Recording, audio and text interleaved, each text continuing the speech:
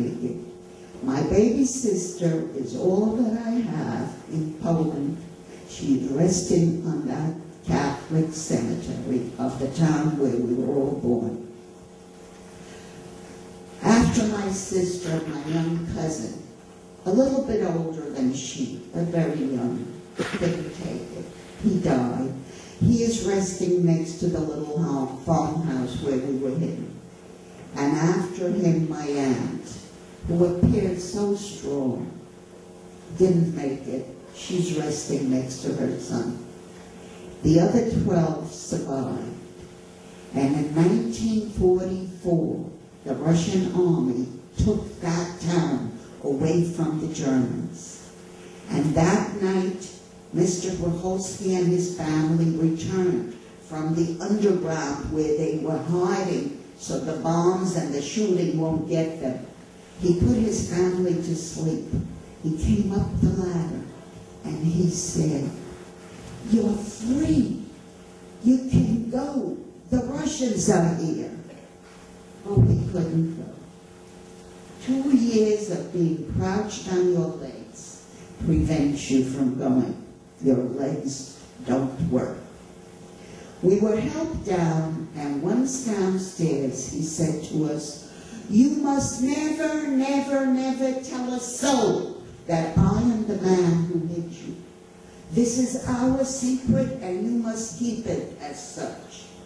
He feared his Jew-hating neighbors who would say, "That Jew lover, Stanislav Grocholski, we've got to get him." And if not him, his children. And that threat is even greater.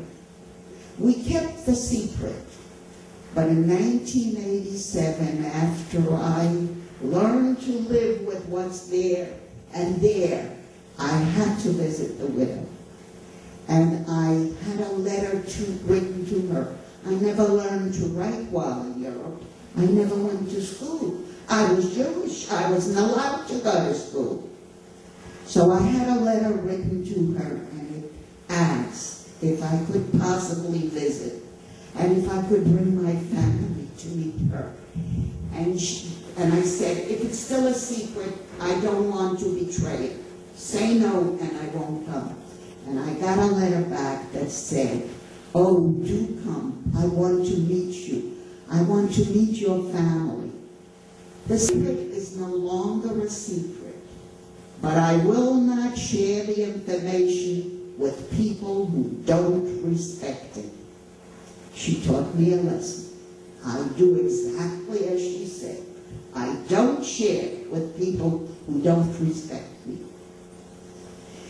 However, after liberation, back in 1944, the Russians have liberated us.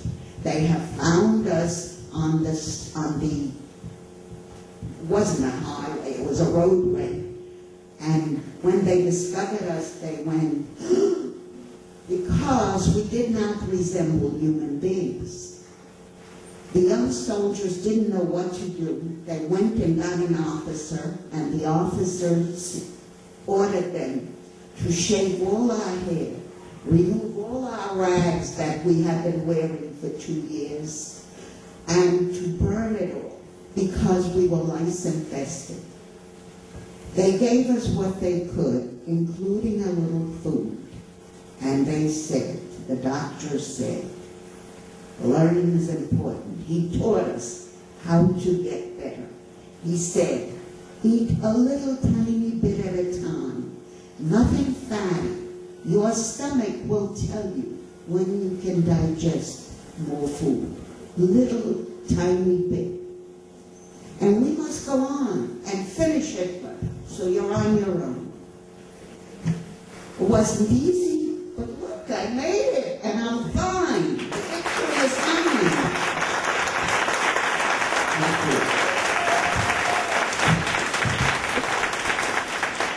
We returned home and discovered that no other Jew in our community survived.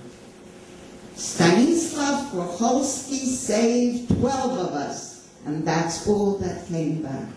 Imagine if more of us had his courage. but it wasn't so.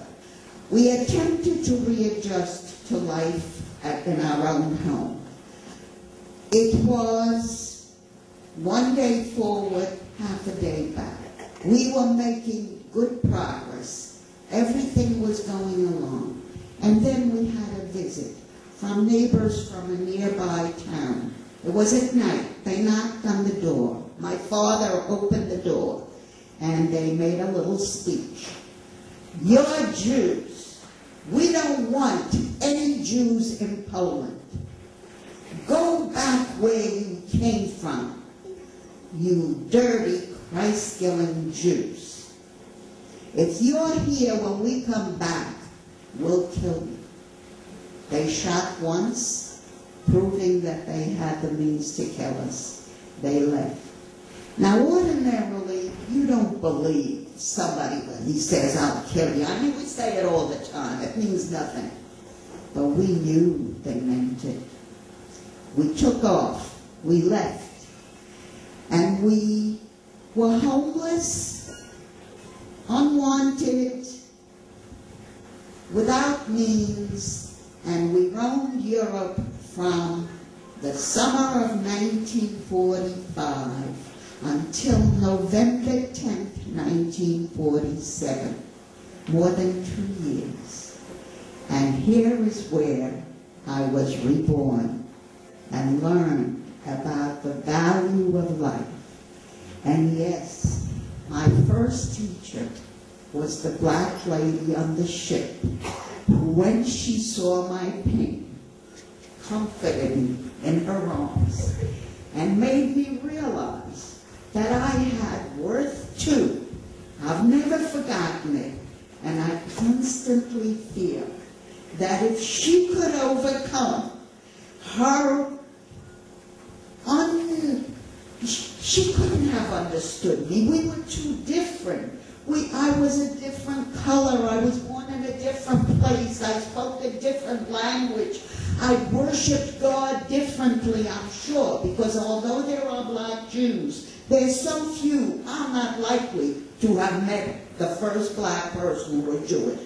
We were so different, yet she overcame that difference by her warm hug. I thank her all the time, and I thank you for your attention. These are the stories we should never forget, to ensure these atrocities never happen again. Words of bond.